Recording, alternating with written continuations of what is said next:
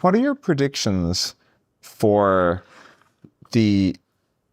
just where AI products go? In that my sense of, you can summarize all AI progress into, first you had LLMs, and then you had kind of contemporaneously both RL really working and the deep research modality, so you could kind of pull in stuff that wasn't in the model.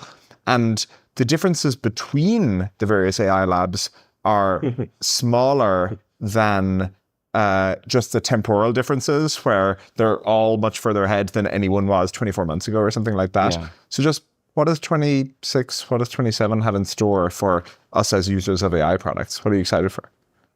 Well, I think I'd be surprised by the end of this year if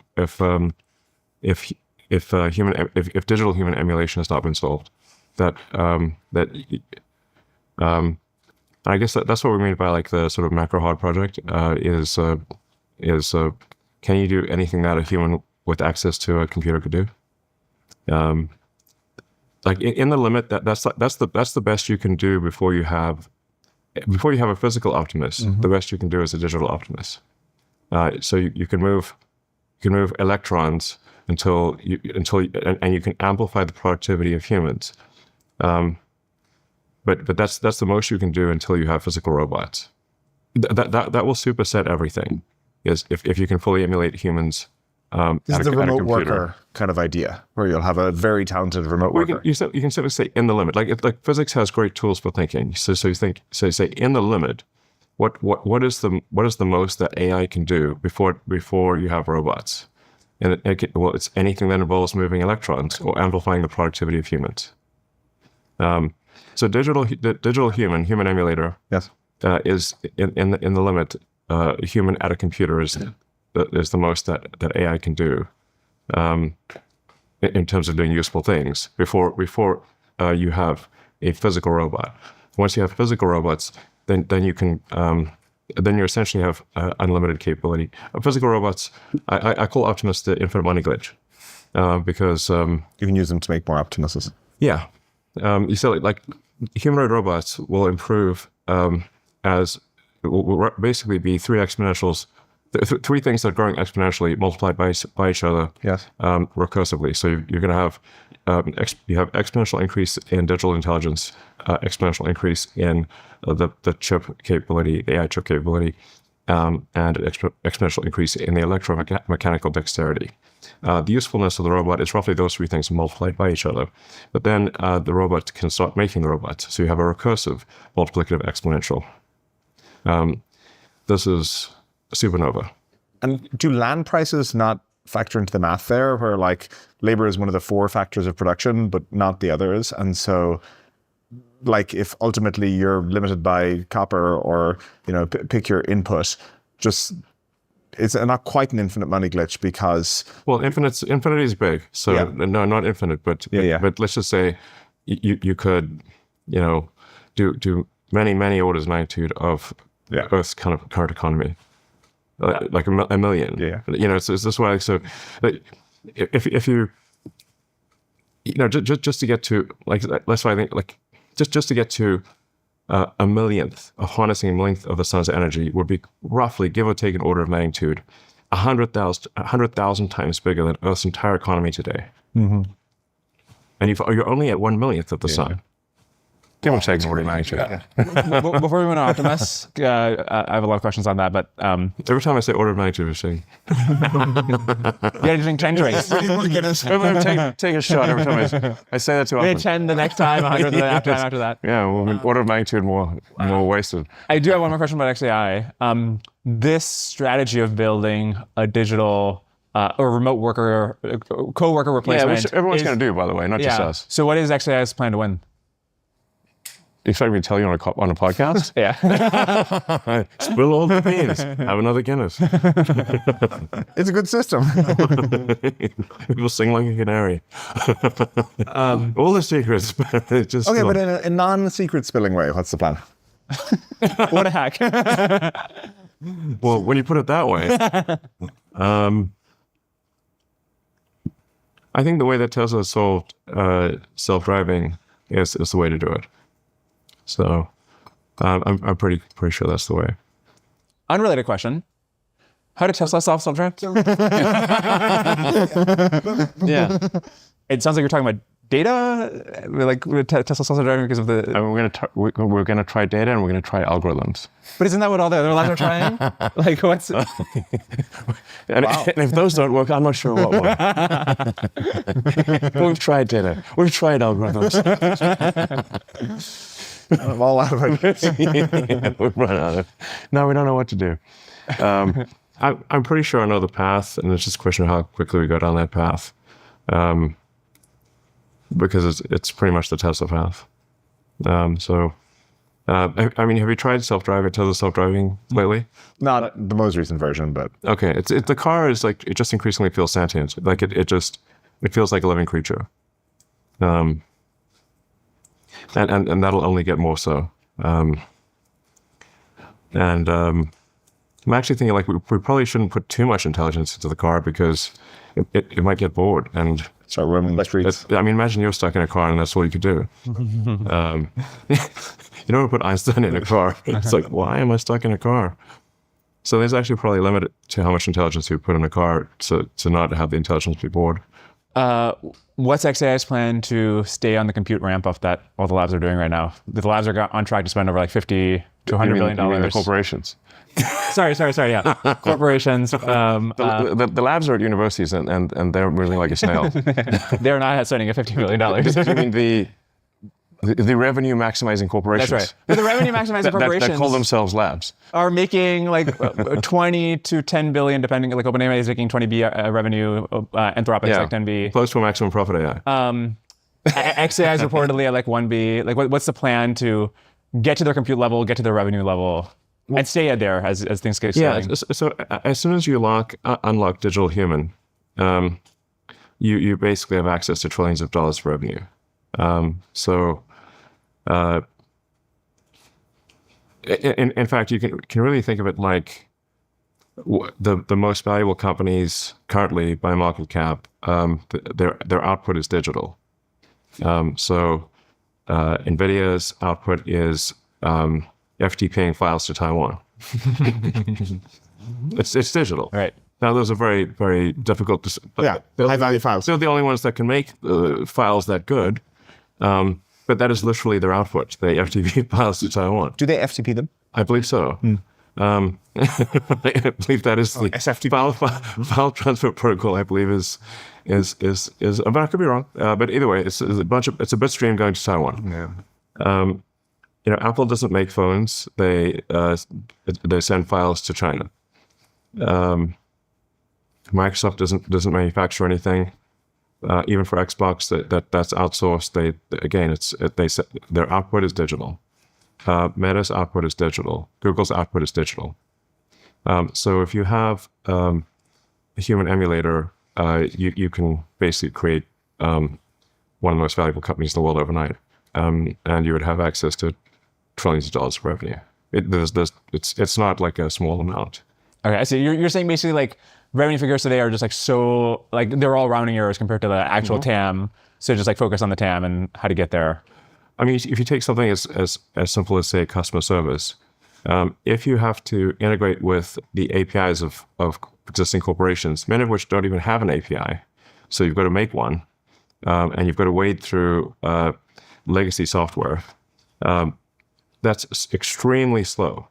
However, if AI can simply take whatever is given to the outsourced customer service company that they already use, and do customer service using the apps that they already use, then you can make tremendous headway in customer service, which is, I think, 1% of the world economy, something like that. It's close to $1 trillion all in for customer service, and there's no barriers to entry.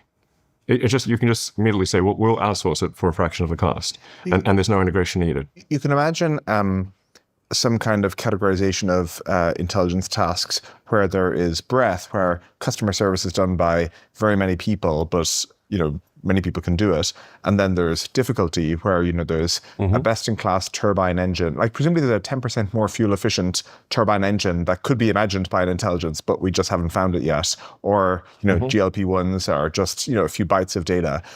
Where do you think you want to play in this? Is it a lot of, reasonably intelligent intelligence, or is it the very pinnacle of cognitive tasks? Well, I was just using customer service as like something it's a very significant revenue stream, but one that is probably not super difficult to solve for. So if you can emulate a human at a desktop, that's just literally what customer service is, it's people of average intelligence. It's not like you don't need like somebody who's spent many years. You don't need like sort of several sigma good engineers for that. But obviously, as you make that work, you can then, once you have computers working, effectively digital optimists working, you can then run any application. Like let's say you're trying to design chips, so you could then run conventional apps, like stuff from Cadence and Synopsys and whatnot, and you can say you can run 1,000 simultaneously or 10,000, and say, okay, given this input, I get this output for the chip. And at a certain point, you can say, okay, you're actually going to know what the chip should look like without using any of the tools. So basically, you should be able to do a digital chip design. Like you can do chip design, like you march up the difficulty curve. You could be able to do CAD. You could use like sort of NX or any of the CAD software to design things. Okay, so you think you start at the simplest tasks and walk your way up the difficulty curve. So you're saying, look, as a broader objective of having this full digital coworker emulator, you're saying, look, all the revenue maximizing corporations want to do this, XAI being one of them, but we will win because of a secret plan we have. But like everybody's like trying different things with data, different things with algorithms, and I'm like, I like that. Like, what is tried this, data. what is We've the tried algorithms. What else can we do? But yeah, like it seems like a competitive field, and I'm like, how are you guys going to win? Is like my big question. I think we see a path to doing it. I mean, I think I know the path to do this, because it's kind of the same path that Tesla used to create self-driving. Instead of driving a car, it's driving a computer screen. So it's a self-driving computer, essentially. Oh, you're saying, is the path just following human behavior and training on vast quantities of human behavior? No. But sorry, isn't that? I mean, isn't that training? I mean, obviously, I'm not going to spell out, most sensitive secrets on a podcast. I need to have at least 3 more Guinnesses for that. I've got some friends at Jane Street, and they're always talking about how their colleagues are cooking up fun, fiendish puzzles for each other to solve. Well, last week they sent me one. Basically, they trained a neural network, and they gave me the weights of each layer, but they didn't tell me what order those layers went in. And so I had to figure out the correct order using the outputs of the original network. And as soon as I got this puzzle, I went to my roommate, who's an AI researcher, and we both got immediately nerd sniped. Obviously, you can't brute force a solution. The search space here is 10 to the 122 permutations. So clearly, you need some way to reduce the search space. Then my roommate had to go to work, but because I'm a podcaster, I had some time to take a stab at some of the ideas we discussed.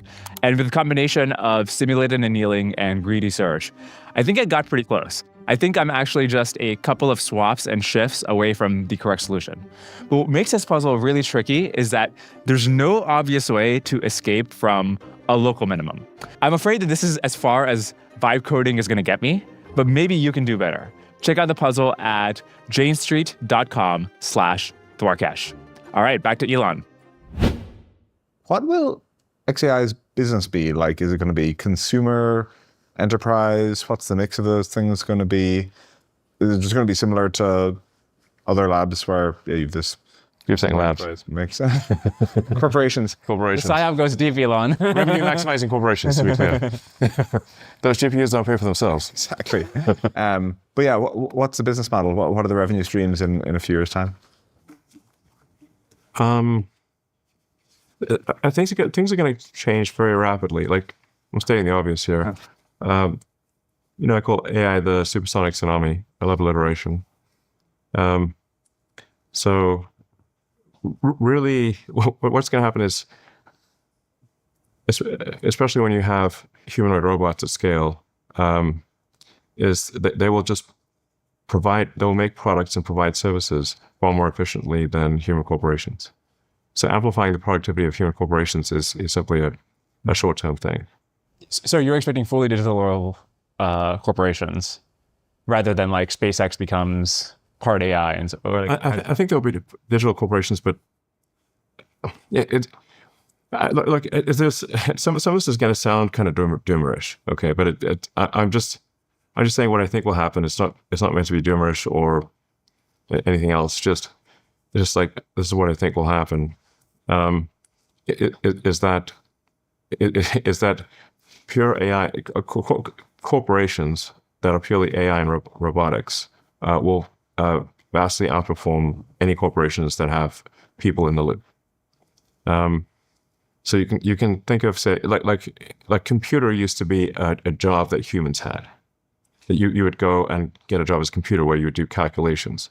And they'd have like entire skyscrapers full of humans, like 20, 30 floors of humans just doing calculations. Now that entire skyscraper of humans doing calculations can be replaced by a laptop with a spreadsheet. That spreadsheet can do vastly more calculations than an entire building full of human computers.